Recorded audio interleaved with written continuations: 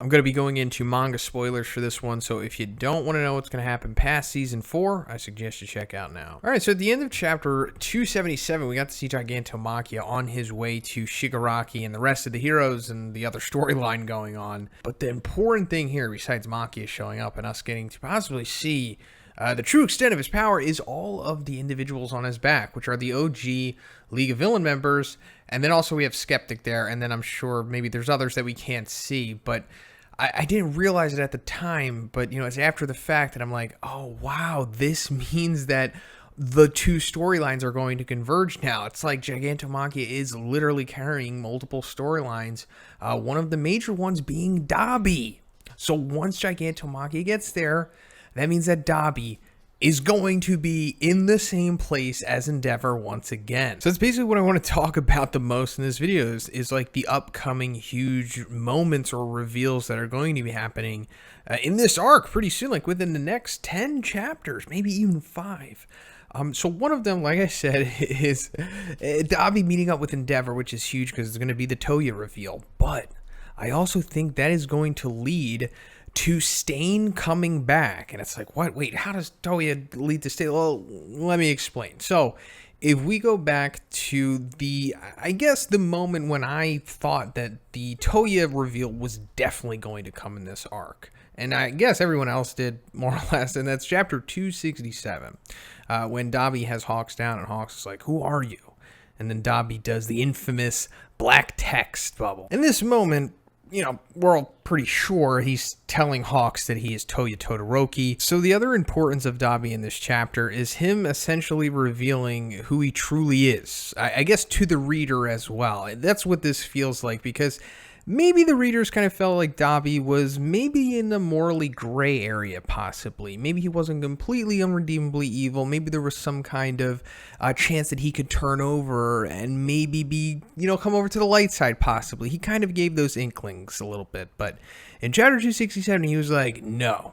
If you thought I was going to be anything close to a good guy, sorry, I am super evil. Because he's like, the League, Shigaraki, I never gave a crap about them. A single person with a single conviction has the power to change the world. There are no true heroes. I plan to make Stain's will a reality. So that came back into the picture too. Something we hadn't really heard a lot about was Stain and how his stands are in the League of Villains. You know, we've got Spinner, and he talked about that at the beginning of My Villain Academia, and Toga kind of did too, but like Toga and Dabi were like all about Stain in the beginning, and of course that was the way that their characters started off in order for them to develop into who they are now. But I also just like that Dabi is reiterating that, hey, look, I'm still a Stain stan. Nothing has changed. I've just had development. So now that we're on Stain, remember I said this is all going to connect. Because Stain is still relevant in the story, believe it or not, and in my opinion, he is going to be at his most relevant in the second half of the series, or at least very soon. It's going to be one or the other, whichever comes first, of course, but Stain is coming back into the story regardless of the future importance of his character, I'll say, because it has been set up so. And if Stain doesn't come back, it would be very strange and superfluous for Horikoshi to subtly set up this storyline in the background that has been playing out for a couple years now, like quite literally. So let's go back to chapter 116. That's how long ago the Stain comeback has been set up, essentially. But it even goes kind of further back than that. But anyway, in chapter 116, Tsukauchi is talking to All Might, and he's like, oh, hey, let me tell you about my interview with Stain. This just comes out of nowhere. It's like, oh, what, Tsukauchi? What, you're interviewing Stain? Why? Why don't you tell anyone? And why are you just telling us now? And then, before we get to find out anything about this, All Might gets a text from Izuku, and then this storyline is just dropped. Okay, they don't talk about this again until later on, and we'll get to that. But another weird thing about this sequence is that it is cut out from the anime. I don't know why, but this is clearly in the manga, but in the anime, this sequence happens, but just the whole thing about Tsukauchi talking about his Stain interview, boop, gone. I don't know why. And I'm thinking that there's some kind of conspiracy to this.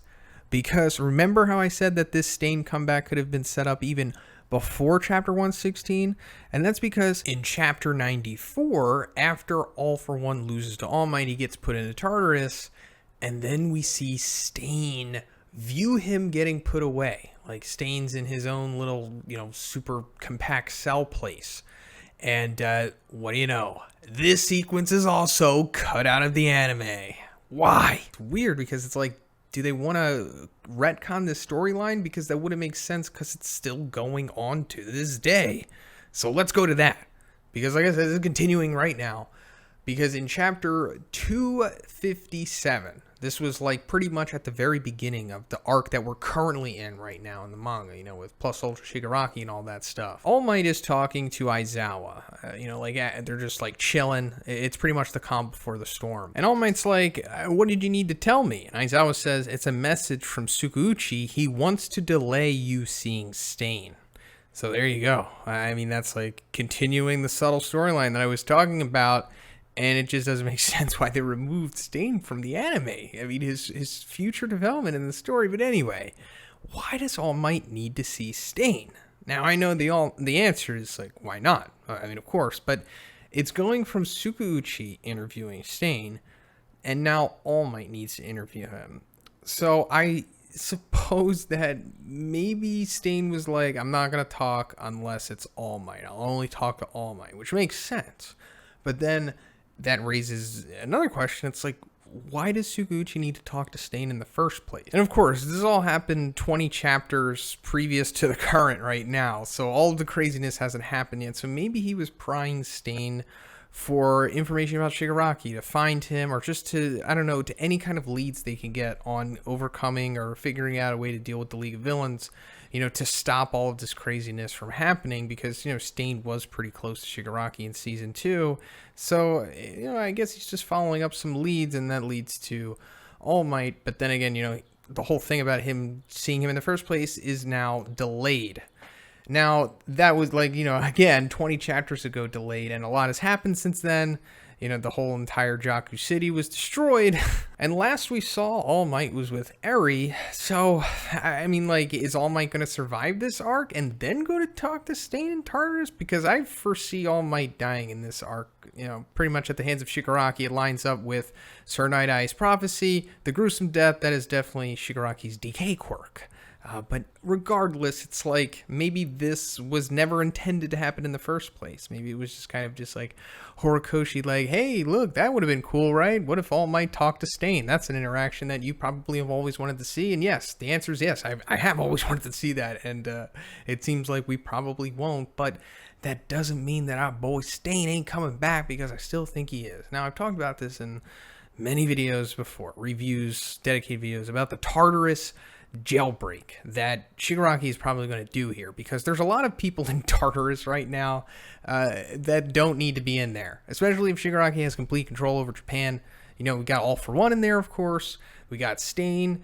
We got Kurogiri. We got Overhaul. We got Muscular. There's people in there. They can break them out. It revitalized the story in the cast. So this comes back to Dabi. We're coming full circle, okay? Now remember, Dabi came out. He's like, I'm still a Stain stan, y'all. So that means that Dabi is also going to be with Shigaraki, after this arc. Like, he's going to be one of the winners as well. And I foresee Dabi, after he reveals that he is Toya, he's going to take out Endeavor.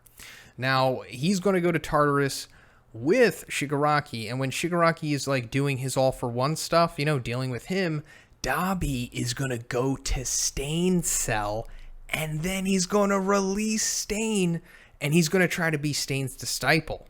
Now, what happens after that, I don't know, because I'm unsure if Stain would accept Dabi as his disciple, along with Toga as well, because I'm sure she'd try to hop on that train.